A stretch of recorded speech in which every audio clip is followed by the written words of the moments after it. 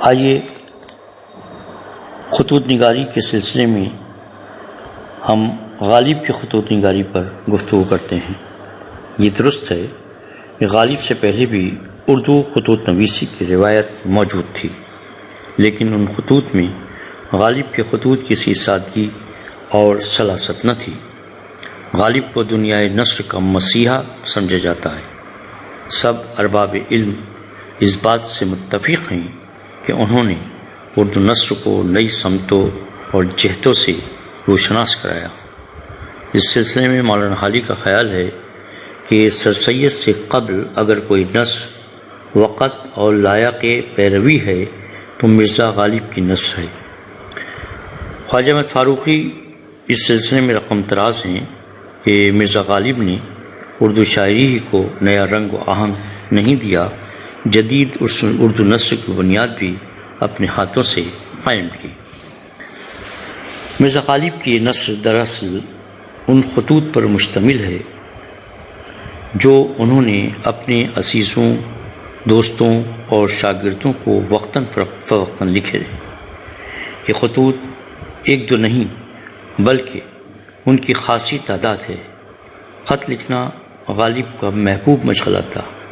ان کے خطوط کے کئی مجموعے مثلا عود ہندی، اردو معلی، خطوط غالب میں ان کے عہد کے تاریخی، سماجی، سیاسی اور تہذیبی حالات بھی شامل ہیں۔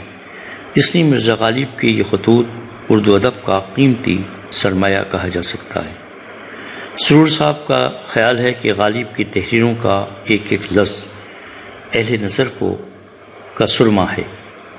ان خطوط کا مطالعہ تو ان کی شخصیت، مزاج، کردار، حالات، ادبی ذوق کو سمجھنے کے لیے ناگزیر ہے۔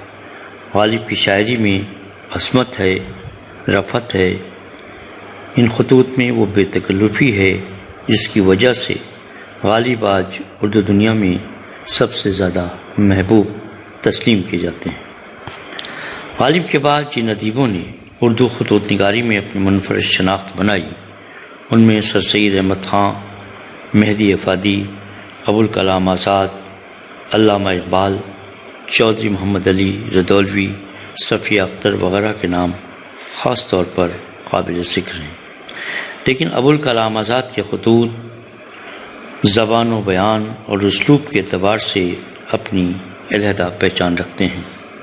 غبار خاطر، کاروان خیال اور مکاتیب ابوالکلام آزاد مولانا آزاد کے خطوط کے مجموعے ہیں۔ مولانا آزاد کے بعد صفیہ اختر کے خطوط نے بھی اپنی ایک الگ پہچان قائم کی۔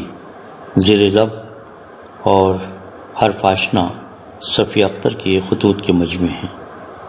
جانی ساز اختر کے خطوط کا مجموعہ خاموش آواز شائع ہو چکا ہے۔ خطوط کے یہ تمام مجموعے اردو نثر کا اہم سرمایہ تسلیم کیے جاتے ہیں۔ شکریہ۔